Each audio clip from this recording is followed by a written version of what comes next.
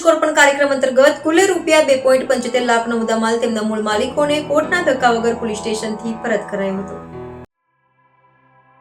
સુરતની કાપોદ્રા પોલીસે 13 તુજકો અર્પણ કાર્યક્રમ અંતર્ગત 2.75 લાખનો મુદ્દામાલ મૂળ માલિકોને પરત કર્યો હતો।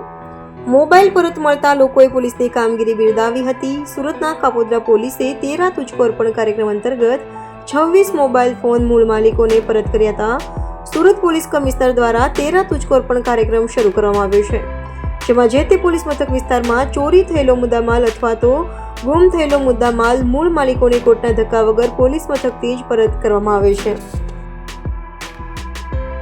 આજરોજ મહેરબાન પોલીસ કમિશનર શ્રી સાહેબની ખાસ સૂચનાથી ખાસ પોલીસ કમિશનર સાહેબ શ્રી, ડીસીપી સાહેબ શ્રી અને એસીપી સાહેબની સૂચના અને માર્ગદર્શન અનુસંધાને કાપોદ્રા પોલીસ સ્ટેશન ખાતે 13 તુજકો અર્પણનો કાર્યક્રમ રાખવામાં આવેલો અને જે મોબાઈલો પડી ગયેલા હોય, ખોવાઈ ગયેલા હોય અને ચોરાઈ ગયેલા હોય એવા મોબાઈલો તેના મૂળ માલિકોને પરત આપવા માટેનો એક કાર્યક્રમ રાખવામાં આવેલો, જે અનુસંધાને કાપોદ્રા પોલીસ સ્ટેશન ખાતે કુલ આજરોજ 26 જેટલા મોબાઈલો જેની કુલ રૂપિયા કિંમત 2,75,000ની તેના મૂળ માલિકોને પરત આપેલ છે।